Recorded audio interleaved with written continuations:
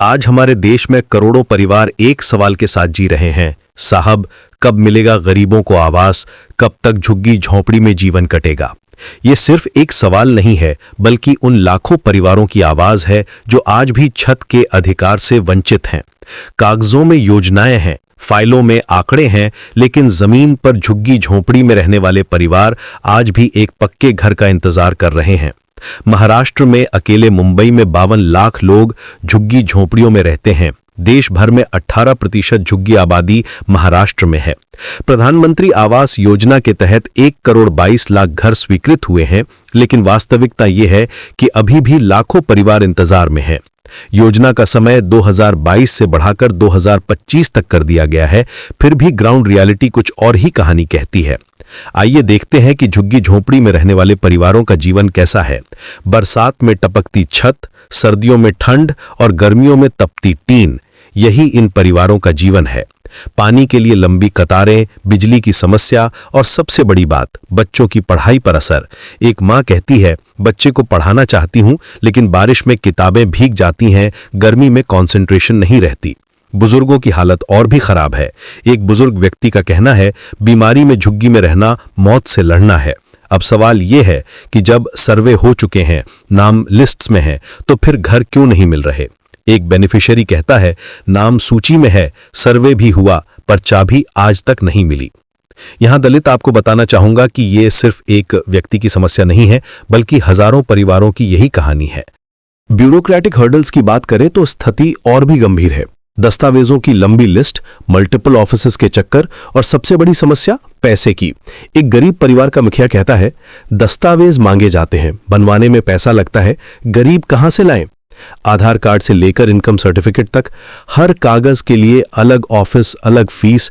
ये प्रोसेस इतनी जटिल है कि कई बार एलिजिबल फैमिलीज भी हार मान जाती हैं। अब आते हैं फैक्ट चेक पर।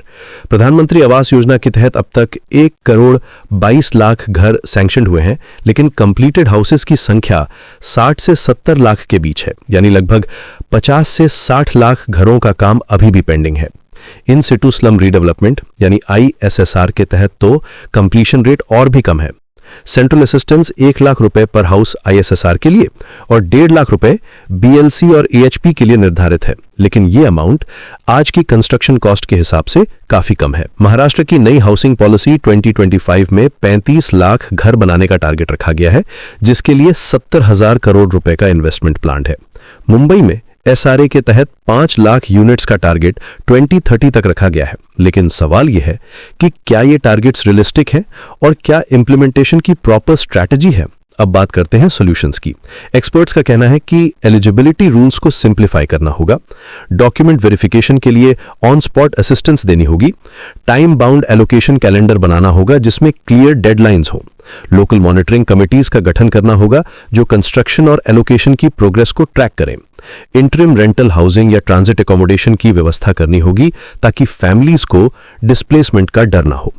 एक हाउसिंग एक्सपर्ट कहते हैं, हमें पार्टिसिपेटरी प्लानिंग की जरूरत है, कम्युनिटीज को इन्वॉल्व करना होगा, सिर्फ टॉप डाउन अप्रोच से काम नहीं चलेगा।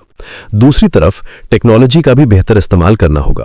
जियो टैगिंग, ड्रोन सर्वेज और डिजिटल डॉक्यूमेंटेशन से प्रोसेस को फास्ट ट्रैक किया जा सकता है।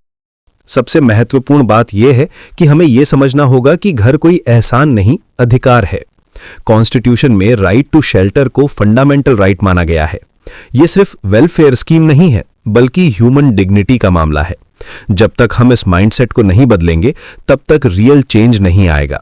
आज की बहस का उद्देश्य आरोप नहीं, समाधान है। हमें प्रशासन से स्पष्ट समय सीमा और जवाबदेही की मांग करनी होगी। हर डिस्ट्रिक्ट में हाउसिंग मिशन के लिए डेडिकेटेड टीम्स होनी चाहिए।